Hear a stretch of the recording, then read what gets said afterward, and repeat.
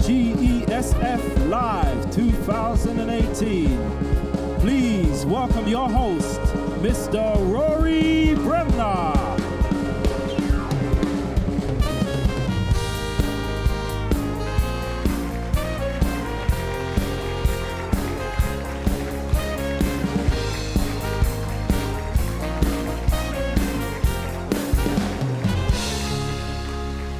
Thank you very much indeed. Big round of applause for the band, please, ladies and gentlemen.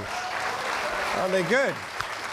So welcome to GESF Live, the most exciting event being held anywhere in a tent at the Atlantis Palm Hotel in Dubai this afternoon. I'm Rory Bremner. I'm your host for today's show, which is being live streamed around the world, coming from the heart of the Global Education and Skills Forum. Great to see so many people. We've got a lot of people in today. I don't think there's ever been so many people at a conference before. There's got to be 50 million people at this conference. They tell me there's a couple of hundred in the studio today. They're such dishonest people. There's got to be 10,000 people in the studio today. Beautiful, wonderful, beautiful people. We've got delegates from all around the world, from the U, not just the U. Oh, thank you very much. There's no charge for that. They've come from Europe, the USA, Canada, India, Japan, even from the other end of the Atlantis Palm, ladies and gentlemen. By the way, isn't it a magnificent hotel? Some of you staying there? My room is just a 10-minute taxi ride away from the lift lobby. You enjoying the conference?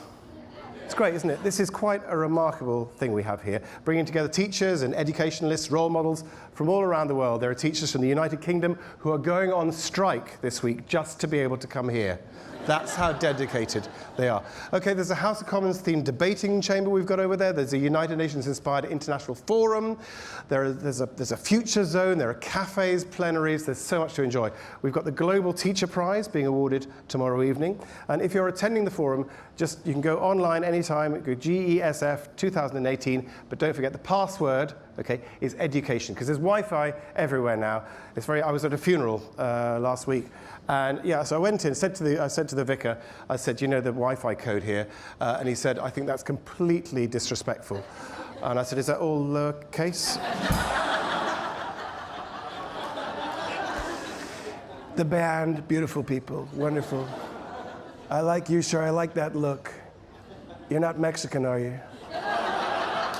You look Mexican to me. Turn around, you see that? See that wall? You better get used to that. You're going to see a lot of wall. I'm going to England soon. I'm going to see Hadrian's Wall. Wonderful guy, Hadrian. I knew him very well. Yeah, wonderful wall. You don't get many Mexicans in Scotland. So beautiful. Have you looked around Dubai? Beautiful place, Dubai. The Burj Khalifa. I call it the Trump Tower. 160 floors. I think it's 161, but that's another story. Bit slow, you're fired. I went to the souk, I got a pashmina for Melania. Great swap, wonderful swap. I tell you, I've been around, I even went camel racing. I don't want to boast, but I must have beaten that camel by 20 lengths. Wonderful things. So, it really got the hump, let me tell you. Okay. You want more Trump jokes? Okay. It's great being in this part of the world. What I love are little sort of subtle differences between the different emirates. Like, for example, the people in Dubai don't like the Flintstones, but the people in Abu Dhabi do. It wasn't worth it. They're falling asleep. So very exciting weekend. We're hoping for a visit from our own British Foreign Secretary, the amazing Boris Johnson. Have you come across Boris Johnson before? Yes, I mean he is. I am the unlikely love child of Angela Merkel and Donald Trump, ladies and gentlemen. I stand before. I mean, honestly, poor people around the world in the Caribbean last winter, they've been hit by the worst hurricane in memory. They were battening down the hatches, barricading the windows because they knew that Boris was on the way. I say to the victims of this appalling humanitarian disaster. I say to these people who have lost everything, I say Hakuna Matata. That's all I say. Okay, you ready to go? Feeling nicely warmed up. Okay, let me tell you about this. This is the forum's very own chat show with resident band. Let me tell you what we're doing here. This is the safe zone. This is where you are just coming to be entertained, and I'm going to introduce some extraordinary and inspiring people. In the course of the next 2 days here on the GESF Live Sofa, we're going to meet some amazing guests. We've got Olympic medalists, we've got Oscar-winning actresses, we've got former prime ministers, even a former vice president, a long time ago, let me tell you, but great guy. And they've all come here because they share a passion for spending a weekend in Dubai. Education, education, education. Sorry, I thought we changed that. But they've all got stories to tell, they've all got experiences to share, and they've all got wisdom to pass on. And I'll be asking them about their predictions for the world in 2030, by which time Kim Jong-un will be into his second term in the White House, Dubai will be nearly finished, and the United Kingdom will still be negotiating Brexit. So on to today's show. I think it was Tom Hanks' mother in Forrest Gump who said, or it might have been Vladimir Putin, who said, "Life's a box of chocolates. You never know what you're going to get." Well, it's the same with these sessions. In this show, we've got a legend of Pakistan cricket, we've got an Oscar-winning Hollywood actress, we've got Simon Schama, and we've got the former Australian Prime Minister, Julia Gillard. And I can tell you right now, she is whipping Schama's butt at table football back in the green room. There we are. Let's go, Julia, let's go. So it's a packed show, and the opening the batting, which is unusual for one of a very select club of bowlers who've taken more than 400 test wickets with pace and control, matched by his intelligence and passion for the game. We've got a man described by his contemporary Alan Donald as the most complete fast bowler I've ever seen. Will you please welcome Wasim Akram.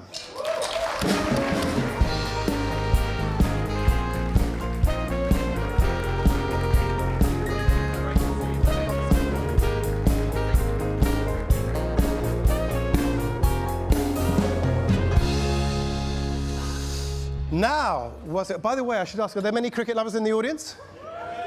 You're familiar with this man, I hope. A big cheer, absolutely. So now tell me, you were one of the great bowling partnerships as well, because that's what people talk about batting partnerships. Shall I do this whole interview as Jeffrey Boycott? I think so. Well, we talk about the batting, but bowling, it was you and Waka. We think of Liz Lillian Thompson, yes. Malcolm Marshall and Michael Holding. Berkeley Ambrose Walsh. Yep, Shane Warne and McGrath. Yeah. Yep. Fred Astaire, Ginger Rogers. Oh, absolutely. They're a key part of that 1961 Hampshire Championship winning side. But tell me, that's a different thing, being a part of a partnership. What does that do to the psychology of cricket? I think it gives you a sense of, you compete, but in a positive way. If my partner is getting wickets at the other end and you get motivated in a positive way, and you want to get wickets from the other end, and I think in the end that what matters is the team wins, and that's what happened with Waqar Younis. But before I start, I would like to thank Warki Foundation. Yeah. I'm honored to be part of such a huge initiative. It's a big thing they're doing here. It's a huge thing, yeah. It really is. And actually, funnily enough, there are a couple of sportsmen. We've got Mo Farah on tomorrow and Vladimir Klitschko. And what unites sport and education, of course, is the coaches and the mentors. Was there a special teacher who inspired you? I think a lot of teachers inspired me from my school and then into my cricket club, and then of course when I went on to play for Pakistan, and Lancashire also has been part of me as well. I played 10 years for Lancashire. I think I start off with my school, Rory. I wasn't a best student. My concentration was never in studies, kids when you're young, it happens. But I still remember my teachers from class 3, their names, class 4, class 5, my sports teacher. And they also, they always used to push me to play sport, and I played every sport. I played table tennis, I played cricket, I played hockey, I played soccer, I played basketball. So I used to use my nervous energy instead of somewhere else, rather than, I was in sports, every sport I played, and that gave me confidence to compete in my studies as well. So sports is very, very important. Doesn't matter what age group are you from. Did you have a short attention span? Was that part of the thing? Was it no, I was wondering because... Like any other kid, yes. Especially in the class, I never had, where my attention span was like a sparrow. Because the class is very difficult, because you have to sit down and concentrate, and that's a very hard thing for a child, and one with a short attention span, it's even... Yeah. But team sport, I mean, that's very vital in schools, do you not think? Very vital. Sports are vital because I think especially when you're young, when you're a little kid, it apart from your physical development, it gives you mental development, and gives you also the sense of defeat. And of course, it makes sure how to deal with defeat and then success. Yeah. And of people say you've got to learn to lose to learn to win. Exactly. And then you can, if you lose, you can learn from your mistakes and use it eventually to try to win. Doesn't matter in sports, whatever you do in life. And I'm a prime example. I always believe that unless until you make mistakes, you're never going to improve yourself. Yeah, sometimes you learn more from mistakes. Exactly. Well, some people learn a lot more from mistakes.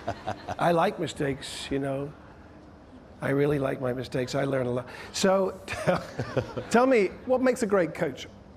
I think coaching is a very different skill. I have been associated with a lot of teams, in PSL as well, recently with Multan Sultans. It's just last leg of T20 Pakistan Super League format. Yep. We're just finishing in Dubai. I think coaching basically at that level, you got to listen to people, because these kids or these players have been there because they're good enough. They just need mostly mental, talking to them, giving them confidence when they're doing well, when they're not doing well, and of course organize everything in a manner they don't get extra pressure on and off the field. That's the coaching at the highest level. So in a sense, the key there is you're not telling them what to do, you're seeing what they're capable of and making them believe in it. Yeah, and if I can pitch in, if I think if somebody's action has to be mended a bit, his wrist position is going towards there, his head is moving towards that way, then you can have a word with them, make their video, sit down with them for a couple of minutes. But again, coaching to young kids is a totally different mindset as well. And you had a different curveball to deal with yourself, because was it in the middle of a test match you were diagnosed with diabetes? I got diagnosed as a diabetic when I was 29 years old. That's almost 21 years ago. And that's a big thing, and people sometimes think diabetes, it's just, you just prick your finger, it's insulin, it's okay. But it's a devastating disease. It really is. It's epidemic, especially in developing countries, Pakistan, subcontinent. It's a lifestyle, obviously genetic as well. So when I got diagnosed, obviously, like any other person, I was very depressed for about 3 months because I was peak of my career. Yep. I was the fittest athlete in the world. And I obviously complained to God, to Allah, and generally to friends, why me? But after 2 months, I realized I got to fight it out. Mm-hmm. And obviously, I listened to my doctor. I went on insulin straight away. And I think within 3 months, I was back in Pakistan team. And I played about 8 years of test cricket and one-day cricket after I've been diagnosed as a diabetic. Okay. So 200 test wickets, 200 one-day wickets after being diagnosed. So I, kind of... Well, that's inspiring. And I was just wondering what God said. He said, no, don't worry about that. You get back and bowl. Don't you worry about that. Well, it's been great talking to you. I hope you're going to stay and meet our other guests as well. Sure. Great inspiration and a fantastic cricketer. And you've got your own fragrance. Absolutely. Wasim Akram, 414. Yes. Is that your test wickets? Test wickets. This is why you didn't take 666, really, I've got 5 or 2 in one day, so that is out as well. Oh, you get everything here. You get perfumes as well as education. Wasim Akram, ladies and gentlemen. Thank you. Stay there. Okay, I wonder how they're getting on in the green room, if the fight has started yet, do you think? Backstage, we have our other 3 guests, an Oscar-winning actress, a historian and documentary maker, and a former Prime Minister. What will they find to talk about? Well, let's save them the trouble and get our next guest on. This morning, we had an Olympic swimmer, but this afternoon I am completely out of my depth with our next guest, but then most people would be. His career has embraced prize-winning books, newspaper and magazine columns, and dazzling television series. His most recent series, Civilizations, made for the BBC, has garnered universal praise. His academic path has carried him from Cambridge to Oxford to Harvard and now to Columbia University, where he is Professor of History and Art History. Would you please give a very warm welcome to Simon Schama.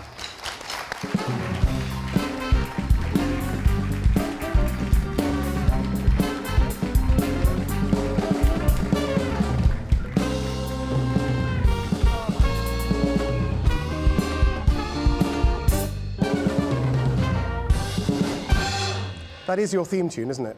Yeah, I know, but you forgot to mention failed spin bowler. Yes. I failed when I was 12, so it really wasn't a distinguished career. Yeah. So were you off spin or leggy? I was a leggy. Yes, you see, I Love was Jim too. Laker. Oh, Jim Laker. Yeah. Now, what are you doing for the next 20 minutes? Because we're going to talk about cricket. I'm really sorry. But no, Jim Laker was the best off spinner. But, Yes. and of course, Richie Benaud was a wonderful leg spinner and a great motivator. Yeah. I'll tell you, he said captaincy, the art of captaincy, it's 90% luck and 10% skill. But don't try it without the 10%, is what he said. So, who's winning the football, by the way, backstage? Is it you or Julia? She's very competitive. You know, she's absolutely a demon, really. I've surrendered several times, but she won't let me. You know, so, yeah. Okay, so this documentary series you're doing at the moment, Civilizations. Modestly titled. Modestly titled. Well, of course, I mean, the original Civilization with Kenneth Clarke. I'm old enough to remember bits of that. What was the intention behind this series? Well, the first thing was actually to do world art. The great thing about Kenneth Clarke was that he took one story, which was really the fate of classical antiquity, its learning, its art, and saw how it very nearly disappeared in difficult times in the Middle Ages, and then how it flowered again in the Renaissance. And so, by definition, that's Western, isn't it? Yeah, it's absolutely Western. So we thought, you know, it's impossible now, if you think about remaking civilizations, to assume it's only Western. And now we have extraordinary kind of toys. They really are. They're called toys in the trades, you know, Rory. But they're kind of drone cameras. And we also have wonderful macro lenses. So you can, for example, you can show tiny details of Indian miniatures, of Mughal miniatures. There's one beautiful miniature made by an Indian artist called Bishitra for the Mughal Emperor Jahangir, which features rather cheekily and unusually a portrait of the artist right at the bottom left-hand corner. And inside, he's holding up a picture of an elephant and two horses that the emperor... So you're getting tinier and tinier and tinier and tinier. Cameras can do that now, and you thought, why not let people see that? Or the great site of Petra, not so far away from here, in Jordan, where everything is built in the sandstone rock. So when a civilization comes about because you trap water and you can make these glorious tombs and palaces and theatre, as part of geography, a drone camera absolutely can take your breath away. So that was a big part of what we wanted to do. So the technology has changed what you can do. Yeah, it did, but you still have to tell the story. Well, of course. I suppose we've seen it with the Blue Planet as well, with David Attenborough. Absolutely. I've been a big fan of that. There's that wonderful moment where he's... Yeah, but that's one story. That's you basically... You know, get dinner, commit adultery, have more fish. You know, basically, that's sort of the... But he says, our cameras have now reached the very bottom of the ocean. In hindsight, we should have tied them to the boat. But they are... are you aware that we are very much... I mentioned about short attention span, but as a society, as a culture, we seem to have a shorter attention span. Does that dictate the way that you communicate big ideas in television? Listen, Rory, if we had a really short attention span, you wouldn't have an audience right now, actually. So, well, no, but there's point. a serious point in yes, that. Indeed. What strikes me as very interesting is, of course, we're all looking at our phones. The ultimate is Snapchat, where the actual image disappears in, 10 seconds? But alongside that, there are all sorts of phenomena which speak to people's willingness to spend more time with creativity. The theatres in both sides of the Atlantic have never been more full. Literary festivals, writers, you know, 1, 2 more pop up every week. And both, you know, I won't compare myself with David Attenborough, but his series and our series are about, we slow everything down. Yes. I mean, Kenneth Clarke was brilliant at doing that. All that the camera did was actually to drink in the art and play some music. And we're not quite as luxurious with time as that, but people actually love being moored to something, to sort of slowing down. That's a very good point. Very, very good point. Do you see yourself as a teacher or a communicator? Oh, the two are the same, aren't they? I mean, I think actually, you know, you can have all the wisdom and knowledge in the world, but if you actually don't know how to actually deliver it with excitement and a sense of how to, you know, tell a good story, it's not going to work. I had good teachers, but my first great teacher was my dad, really. I was going to say, yes, because that was a remarkable childhood. He was amazing. He left school at 14, so he was very largely self-educated, but he drank in. He used to read us Dickens after tea every Sunday, doing all the parts. He and I went through the Shakespeare corpus also, over a period of about 5 years when I was 12 or something like that. And he really wanted to go into theatre. His dad, who I think was the only really unpleasant Schama, said, if you do that, don't bother coming home again. So he was kind of crushed by that. He regretted it all his life. But the result was that he was obsessed with theatre, had lots of pals, and took me to see, the first Shakespeare I went to see was Richard Burton as Henry V. Wow. At the Old Vic in 1955. And I was smelt, I thought, the Globe. It was really the Old Vic dodgy prop department. Yes. Costume. But I had to do something in order to be able to get to do that. And that was learn the speech of Henry V before Harfleur. I was 9 years old. Can you remember? Once more into the breach, dear friends. Once more, all fill the walls up with our English dead. In peace, then nothing so becomes a man as modest stillness and humility, but when the blast of warmth, etc. Well done. Yeah. That's now available as a podcast, by the way. You were a product of austerity Britain, weren't you? An extraordinary time, the 1950s, post-war, which David Kynaston, as you know, wrote, and Peter Hennessy have written very, very well. Yeah. How did that shape you? Oh, tremendously. I think that had a lot to do with becoming a historian. Everything, you're too much of a baby, but everything was greige and indoors and inward and difficult, really. So that actually, again, both my parents took me around to kind of castles and, Tower of London.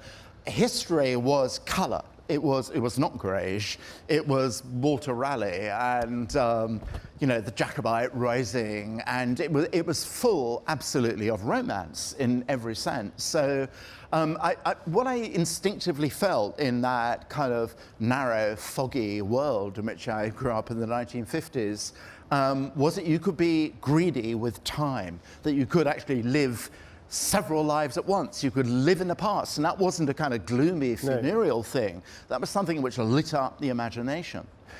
Here's a big question for you. What can the past teach us about the present, and this particular present? Because we're living in an extraordinary time. As John Simpson said this week, we've just seen President Xi in China, who's now effectively got a lifelong hold on the presidency. We've heard about what Vladimir Putin is up to. Putin's going to win the next election? I don't know. It's a bit of a toss-up. I like the way he runs elections. I'd like 98%. I love that. But because we know about Trump, we know about what Putin is doing, Brexit, this extraordinary moment that we're living in. Have we seen this before? What can we learn about the past? Well, Mark Twain had a wonderful, it's attributed to having, and I think it sounds very Twain-like to me, said history actually never repeats itself, but it often rhymes. And, I think if you're making comparisons, Donald Trump or Vladimir Putin with Hitler, it's silly. If you're kind of sniffing out swastikas, there are occasional swastikas appearing in torchlit rallies, but the essence of it, the preference of some charismatic strongman over the kind of slow ploddiness of democracy, that has happened in a sinister way before, between the First World War and the Second World War. And it nearly always happens with people's grievance at being somehow left out of the fruits of recovery or being particularly victimized by the penalties of a recession. So what we're dealing with now fundamentally is something that we've been talking about, here in Dubai, which is a structural change from all sorts of kinds of jobs which are not going to come back, no matter what Donald Trump says to the miners of West Virginia. And people need to kind of adjust to a different sort of future. But for the moment, they don't like all the difficulties. No one likes adjusting to this. So you look for the people who are held to be responsible for, your befuddlement, your confusion, your sense of how bad life has become, how uncertain, and always you scapegoat other people who are not like you, immigrants, sinister conspiracies of people behind the scenes. This is fascinating. I want to come back to this later on, of course, but I'm just going to read you as we finish that bit. I found a speech yesterday. Listen to this. In a world of complex and continuing problems, in a world full of frustrations and irritations, America's leadership must be guided by the lights of learning and reason. or else those who confuse rhetoric with reality and the plausible with the possible will gain the ascendancy with their seemingly swift and simple solutions to every problem. Now, that was the speech that Kennedy was going to give in Dallas. Oh my goodness. In 1963, isn't that extraordinary? That's We're going to come back to that later on. There's more to talk about. Ladies and gentlemen, thank you. Simon Schama.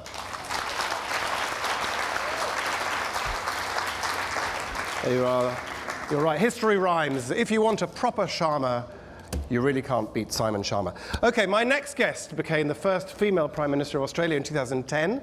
Since she relinquished that role in 2013, she's applied her considerable talents to innumerable other interests in the fields of education and politics.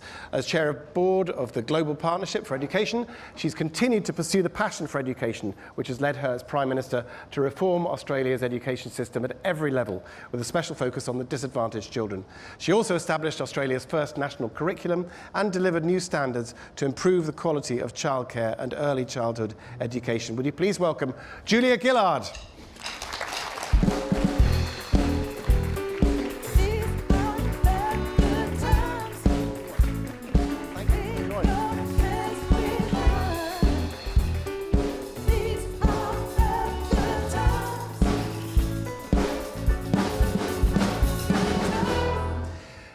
They just said we are family in that particular. It's good, that gives us a point to start on, because we were talking about the influence of Simon's parents there. Your parents were very influential, weren't they, in your childhood, and where, in fact, in the very fact that you went to Australia at all? Oh, absolutely. So because you're Welsh. Yes, believe it or not, with this accent. I was going to say. Believe it or not, I was born in Wales and migrated with my family to Australia when I was 4 years old. And they made that decision to go literally halfway around the world in the days before, you know, email and text messaging and all the rest of it. Partly because of my health. I was not well when I was a child and they thought a warmer climate would be good for me. But partly because they thought that it would offer our family a better opportunity, and so it did. Absolutely. And where was the moment that changed your life? Because I read that at school you were quiet, you were sort of slightly shy, and then was it the debating society, the debating group? Was that too easy? I did participate in high school debating along with my friends, twin girls that I went to school with, Lynn and Kathy Polofsky.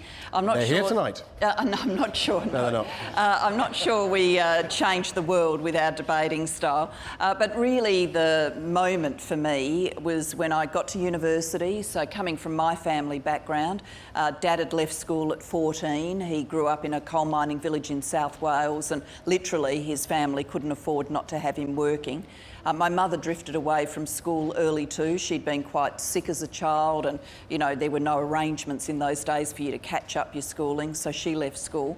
But they instilled into my sister and I that school really mattered and we should aim high.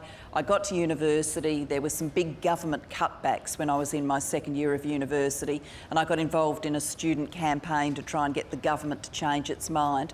And it did on some of the cutbacks, and so that was when the penny dropped, that if you really believed in something and you fought for it, you could make a difference. Did they live to see you Prime Minister of Australia? Yes, they did. Oh, yes, that's they good. Did. I'm very glad about that. That's yes, good. Absolutely. And you've done so much in this world of education. I mean, what we are currently witnessing, this extraordinary level of refugee migration all around the world. How can we ensure that those refugee children get a good education, and whose responsibility is that?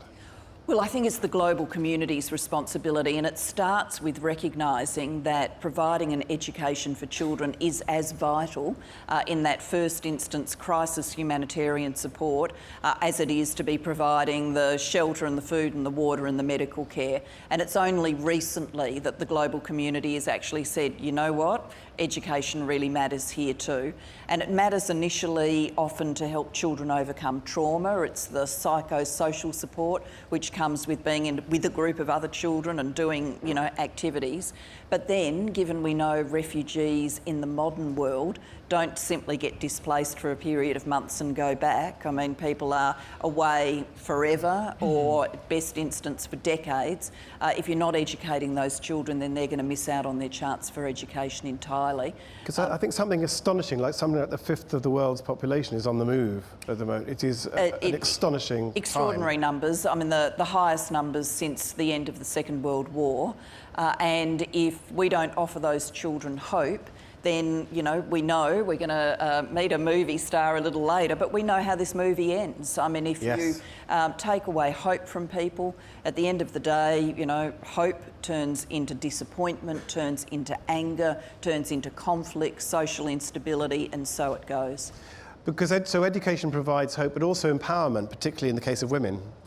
It certainly does, and you know the world now is talking more about female empowerment than we ever have, and I'm so glad to see the sort of outburst of energy around things like the Me Too and Time's Up campaign. I think it's terrific. But empowering a woman starts with educating a girl, and if we aren't educating every girl on the planet, then there's no way we can fulfil this vision for women's empowerment. That's a lovely line. Can I write that down? Empowering a woman starts with educating a girl. I love that. Very good. When you spoke to the Congress, the United States Congress in 2011, you said, "I know reform is never easy, but I know reform is right." Where do you think the greatest need is for reform in global education? Well, I think it's a few things. There's a considerable resource constraint still. You know, education has lagged behind other investments in development, particularly in health. And so now there's a lot of global momentum. The Global Partnership for Education, which I chair, had a very successful financing conference in February. There's a lot of momentum, but we still need to grow the resources that are going into education. Then we've got the challenge of not just lifting access, you know, more and more kids in school, but increasing quality and making sure the quality is right so people can get a future in this changed age. And, you know, nations around the world, developed and developing, are all struggling with what is it that we should be teaching children today, given the world they're going to live in of such unbelievably rapid change. It's a big challenge, isn't it? I mean, change is happening massively. I was going to ask, you knitted a kangaroo for Prince George. Is that correct? I did. Do you knit anything else apart from marsupials for members of the... well, maybe not for members of the royal family, but I rediscovered knitting. I used to knit as a child. My mother was an amazing knitter. I used to knit as a child, and then, you know, in later life I rediscovered it. And particularly I rediscovered it as Prime Minister, and it's going to sound ridiculous, but you live your life at 1,000,000 miles an hour, but then you've got to get yourself ready to go to sleep, and you've got to sleep well because you've got to do it all the next day. And so what do you do for that transition that helps you wind down? And I found that knitting did that for me. Knitting's the answer. Yeah, because... I haven't got any knitting needles here, but I actually managed to knit something a little bit early on, which I'm going to give to you. This is a special little owl as a gift from me to you. Thank you. It hasn't got a name yet. Maybe we can name it later on. Stay around. That would actually have been quite a complex job. It was very difficult. You should have... But we'll talk about it later on. Okay. We'll talk about it just later checking, on, or maybe not. Thank you very much indeed, Julia Gillard. Thank you. OK, now the word star is used a great deal in global culture, but my next guest definitely merits that description. A native of South Africa, her films have reached a global audience and achieved commercial and critical success. She's both actor and producer. In 2003, she won a Best Actress Oscar for her astonishing portrayal of Eileen Wuornos in the film Monster. In 2007, she established the Charlize Theron Africa Outreach Project, a charitable foundation which works to rid her home country of the scourge of HIV. Will you please welcome the wonderful Charlize Theron?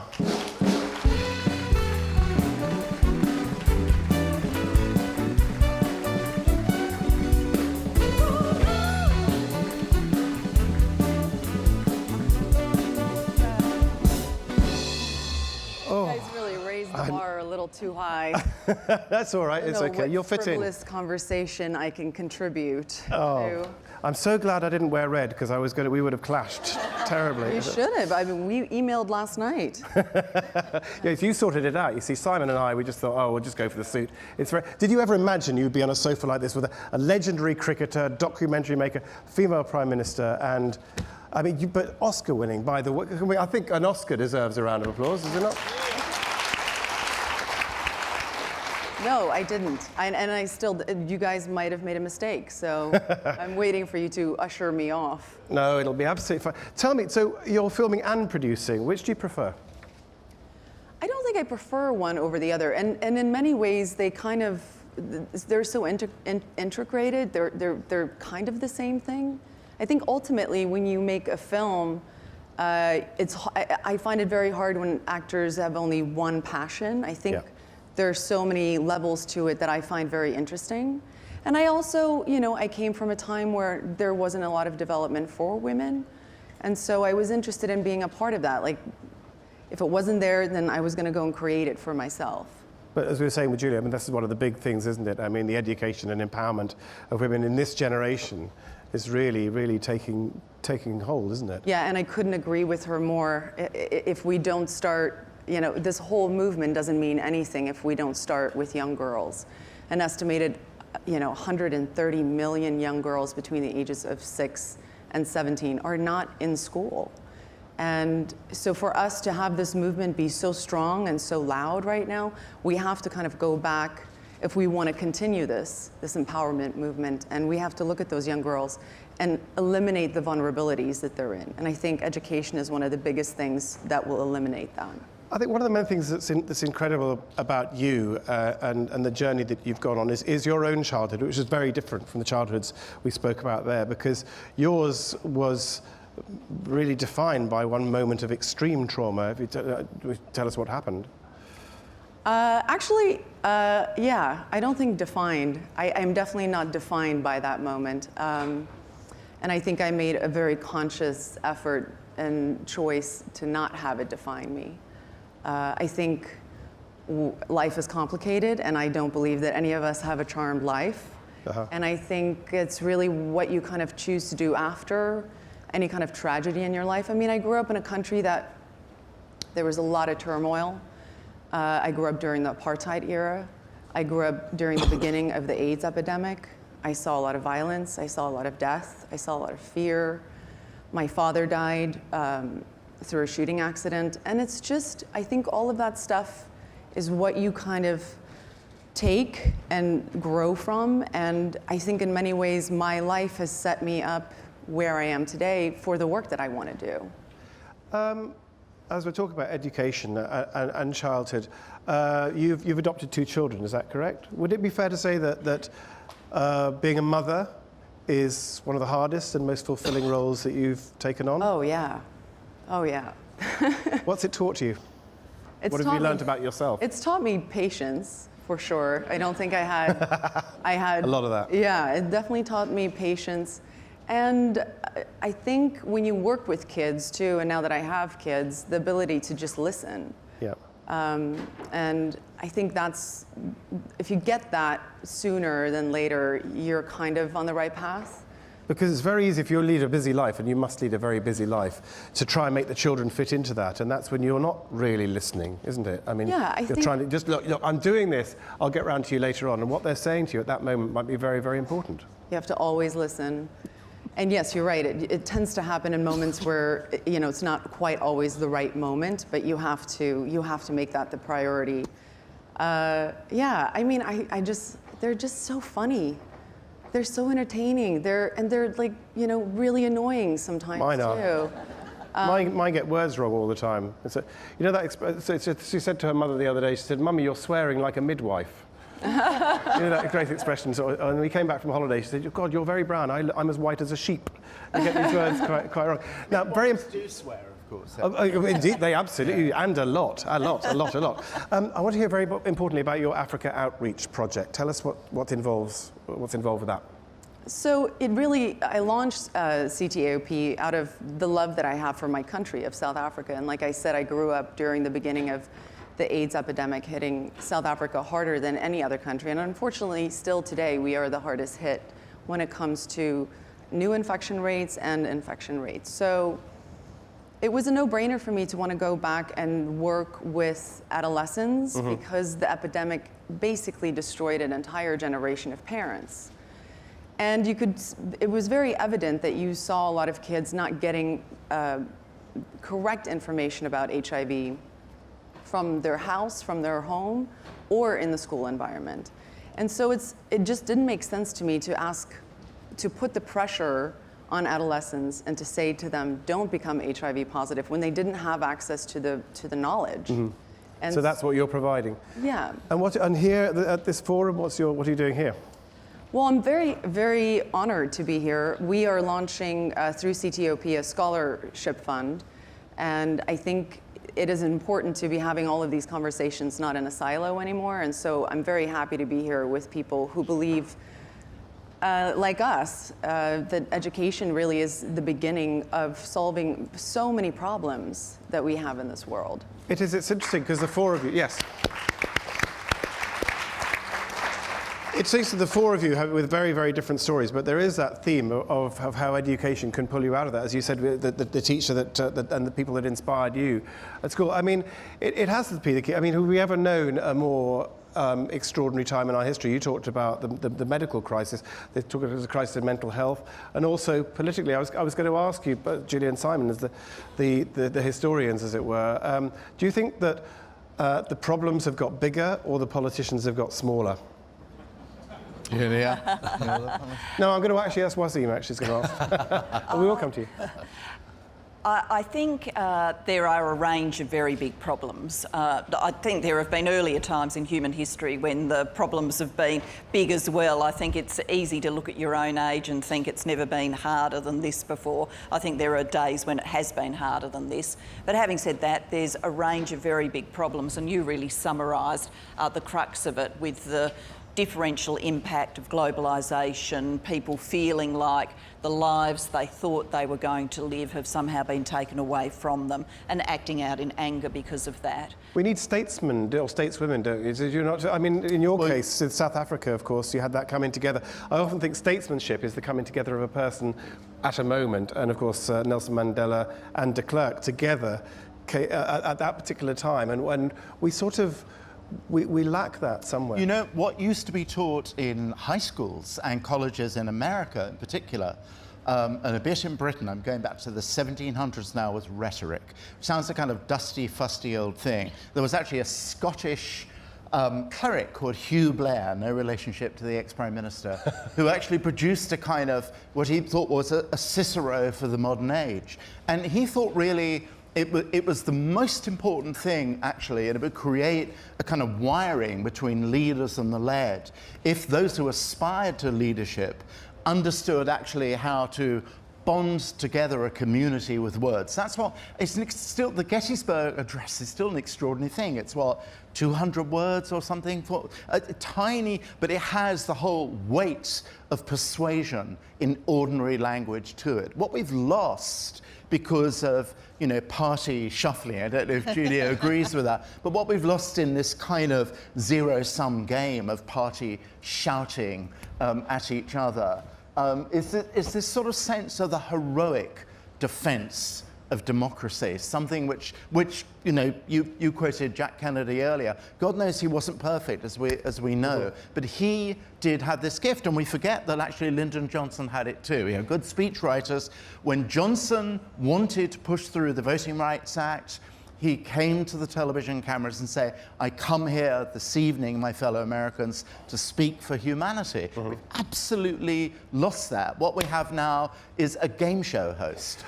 Yes. What you saw, actually, sorry, Julie, but in your lifetime, of course, in South Africa, Nelson Mandela had something of that, didn't he? That extraordinary ability to inspire a nation, which was very divided unify, down. Yeah, yes. He really unified a country that was at that time very divided. You know, and again, you know, just going down my memory lane of what my life journey has been, you know, being able to come of age and be able to vote for the first time and being able to vote for Nelson, for Mandela was a really big moment in my life. Big changes. I'll just say, you know, the one thing that I do think that we need to talk when we talk about current leadership is the entire investment in young people who are future leaders.